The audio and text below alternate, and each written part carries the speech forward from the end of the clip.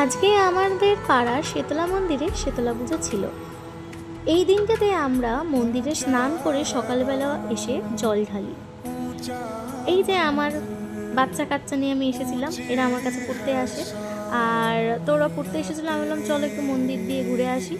আর এক সাইডে ভোগের জন্য রান্না হচ্ছিল।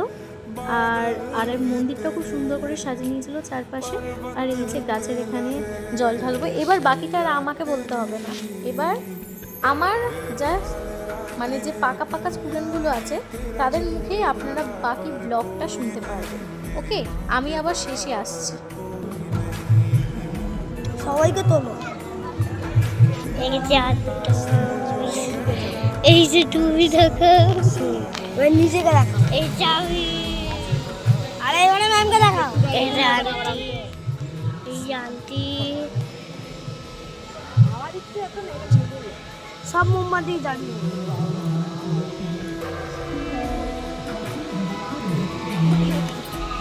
এই জাদুর, এই জাদুর, আমি, এই যা দিজা। এই এই যে লুপায়, সেই জাদু শান্তি। এবারে এটা অদ্দিজা দিদি, এই যে হি হি করছে। এটা আজুর দিদি।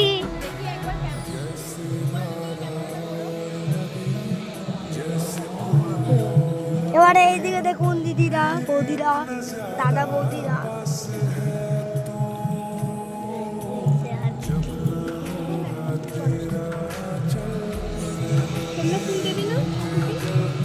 পরে ম্যামকে দাও। তো যাই হোক, আপনাদেরকে আর আলাদা করে কিছু বলতেই হবে না। আপনারা দেখতে পেলেন যে ওরা কীভাবে ব্লগ করতে শিখে গেছে। সবই ফোনের কৃপা। মাঝে মাঝে হাসিও পায়, মাঝে মাঝে আবার ভাবি যে ওরা কত অ্যাডভান্স এই ফোনের জন্য এখন। আর আমি তারপর পড়াতে গেছিলাম, এসে দেখি অঞ্জলিও হয়ে গেছে আর মাকে ভোগও দিয়ে দিয়েছে। তো আমি ভাবছিলাম আমি কি অঞ্জলি দিতে পারবো না।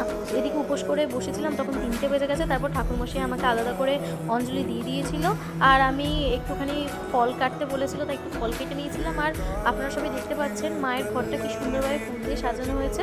আর এবার এখন হচ্ছে মায়ের আরতি, আর বিকেলে ভোগ প্রসাদ দেওয়া হবে সবাইকে। আর অনেক লোকজন আসে নানা জায়গা থেকে, খুব মজা করি আমরা এই দিনটিতে।